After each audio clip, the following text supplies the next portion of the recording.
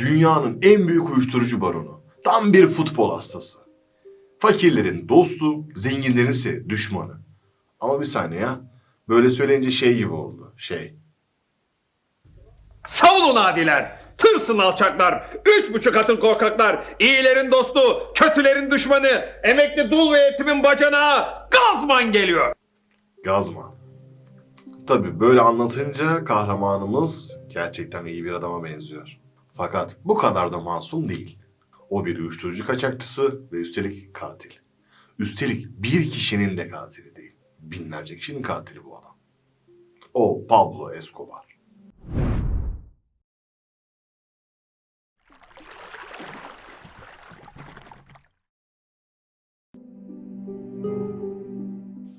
Şimdi biraz geçmişe gidelim.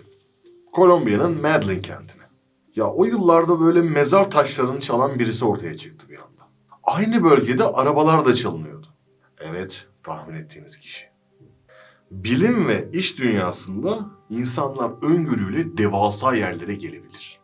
Escobar ise suç dünyasında öngörü kullanıyor. Ve uyuşturucuyu fark ediyor. Uyuşturucu için ise tam bir biçilmiş kaftan bu adam. Çok başarılı oluyor. Bu uyuşturucu işinden muazzam paralar kazanıyor. Paraları size kısaca şöyle biraz bahsedeyim. Yılda kazandığı parayı balyalayabilmek için kullandığı bant $3.000 tutuyor. Bir saniye ya. $3.000, bizde dolar 6 lira, 18.000 lira. Yılda 18.000 lira balya için para veriyor. Aylık 1.500 lira. Yani Türk lirasıyla bugünkü kura göre düşündüğümüzde aylık 1.500 lira sadece bant için para veriyor. Tamam kafaları çok da yormayalım. Yılda 30 milyar dolar para kazanıyor. Ben direkt size söyleyeyim. Bu paranın birkaç milyon dolarını fareler yiyor. Çünkü parayı koyacak yer yok. Ya bu çok para ya. Bu kadar parayı bankaya da koyamıyor. Bu adam para transferini nasıl yapıyor? Evet. Onun için ise özel bir jet alıyor. Sadece paraları bir yerden bir yere aktarabilmek için. Fakat az önce de bahsetmiştik. Bu adam öngörüsü yüksek ve girişimci bir katil. Jet'in tekerleğinde kokain taşıyabileceğini fark ediyor. Sadece günlük kazancına $500.000 para ekliyor.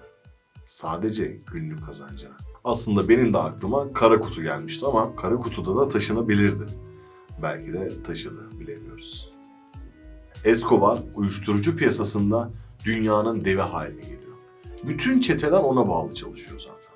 Peki halk neden Escobar'ı seviyor? Biraz da buna bakalım. Ya ben her zaman derim ki ya devlet halkını çok da yalnız bırakmamalı. Kolombiya'da açlık var ve fakirlik var. Birileri bunların elinden tutuyor. Onlara hastane yaptırıyor, okul yaptırıyor. Ve en büyük eğlence olan futbol için futbol sahaları yaptırıyor. Escobar o fakir insanlara iş veriyor. Halkı bu kadar çok seviyor yani mi dersiniz? Bu tarz adamların çok da iyi olduğunu düşünmek biraz ama neyse. Halk için o bir kahraman artık. Bir sürü futbol sahası yaptırıyor ve çocuklar orada futbol oynuyor. Sadece çocuklar mı? Hayır tabii ki de. Yetişkinler için de sahalar yapılıyor. Çünkü bu adam futbolu çok seviyor. Tamam, o zaman biraz parçaları birleştirelim. Bu adam futbolu seviyor. Bu adam uyuşturucu kaçakçısı. Bu adam katil. O zaman şike olmaz mı?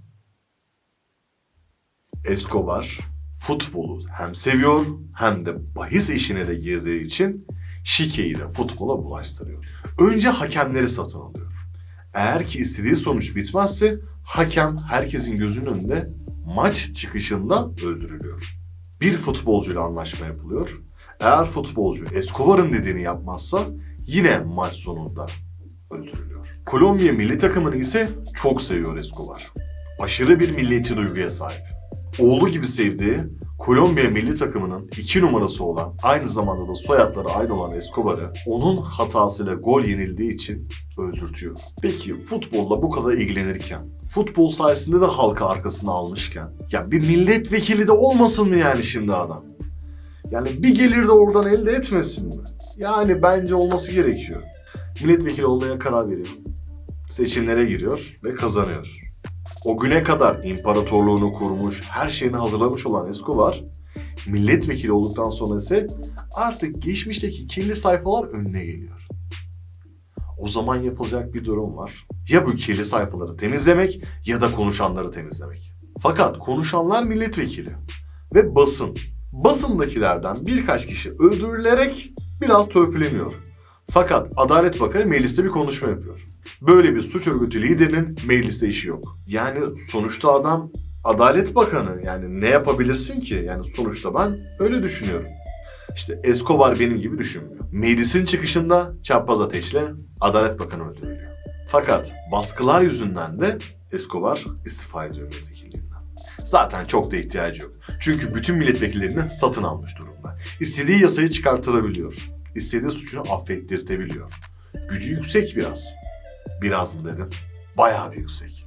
Fakat Kolombiya Devlet Başkanı bu durumdan şikayetçi. Ya adam devlet başkanı ama gücü yok. Ya bu adama bir şey yapamıyor.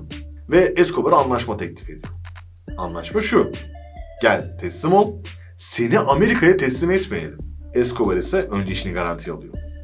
Hemen tehdit ettiği ve para yedirdiği milletvekillerine dayatarak meclisten bir yasa çıkartılıyor. Kolombiyalı mahkumlar Amerika'ya teslim edilemez. Bu karar çıktıktan sonra ise Escobar elini kolunu sallaya sallaya teslim oluyor. Anlaşmaya göre 4 ile 8 yıl arasında ceza yatacak ve bütün suçları affedilecek. Fakat Escobar ise şöyle bir şey sunuyor. Ben öyle her cezaevinde yatamam. Kendine özel bir cezaevi hazırlanıyor. Havuzu olan bir villa. Cezaevinde şöyle bir şeyden bahsedeyim size. Az önce de söylemiştim. Futbolu çok seviyor bu adam diye. Bütün adamlarıyla beraber aynı cezaevindeler. Yani ceza evindeler. Evdeler de ceza çekiyorlar. Ya da cezadalar da eve mi giriyorlar? Ya da öyle bir şey. Sonuçta cezaevi. Ya bu cezaevinde canları sıkılıyor. Futbol oynamak istiyorlar. Futbolu kimle oynayacaklar? Bir sürü adamları var. Takım mı kuracaklar?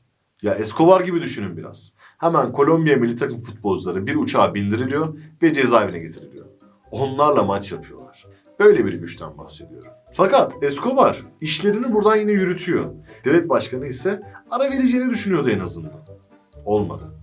Onu başka bir cezaevine, gerçek bir cezaevine göndermek istedi. Bu da mümkün olmadı. Çünkü Escobar'a dokunamıyorlardı. Düşünün ki kırmızı bültenle aranıyor ve Beyaz Saray'ın önünde fotoğraf çekiliyor. Escobar cezaevinde kendi güvenliğini kendisi sağlıyor çünkü. Devlet başkanı bir karar verdi. 400 tane polisle Escobar'ı cezaevinden alacaktı. 2 tane bürokrat içeriye girdi. Escobar'a durumu iletti. Escobar ise onları rehin aldı. 400 tane polis vardı etrafta. Düşünebiliyor musunuz? 400 tane polis. Ve Escobar ne yaptı dersiniz? Elini kolunu sallaya sallaya gitti. Çünkü polislere rüşvet veriyordu. Devlet başkanının Amerika ile anlaşmaktan başka hiçbir çaresi kalmadı geriye. Anlaştıktan sonra ise artık Escobar'ın yavaş yavaş sonu geliyordu. Sürekli yeri tespit ediliyor ve sürekli Escobar kaçıyordu. Bir gün bir dağ evinde saklanırken kızı hasta. Üşümesin diye ateş yakacak. Fakat odun yoktu o an evde. Ne yaptı dersiniz? 2 milyon dolar parayı yaktı. Bizde para üşümesin diye kızını yakacak insanlar da var. Oğlunun söylemlerinde ise yiyecek bulamıyorduk ama her yerimiz parayla doluydu söylemi var. Artık Escobar sürekli köşeye sıkışıyordu. Ve ne yaptı dersiniz? Polis öldürene 1000 dolar ödül veriyordu. Artık sokakta polis avı başladı. Fakir halk polis öldürüp 1000 dolar almanın peşindeydi. Herkese bir ödül koymuştu ve artık sokakta polis avı başladı. Bunun yanı sıra Escobar sokaklarda artık bomba patlatıyordu. Tamamen korku yayıyordu. Ödül sayesinde 400'e yakın polis öldürüldü. Yetti mi peki? Yetmedi. Escobar daha kana doymamıştı. Sokaklarda artık masum insanları da öldürmeye başladı. Ve yapılan bir tane operasyonda ise Escobar sonunda öldürüldü. Tabi söylenene göre yakalanacağını anlayınca intihar ettiği de söyleniyor. İşte bizim kahramanımız bu. Bütün dünyanın sevdiği, tanıdığı ve bildiği fakat kötü bir insan olan Pablo Escobar. Ailesinden ve kendisinden başka hiç kimseyi düşünmedi. Çok fazla para kazandı. Şu an hala daha gömdüğü paralar ortaya çıkıyor. Siz de bahçenize kazın. Belki sizin de evinizin bahçesinden Escobar'ın paraları çıkabilir. Çünkü o kadar çok. Videolarımızdan haberdar olmak için abone olmayı unutmayın. Videoların devamı gelecek. Takipte kalın.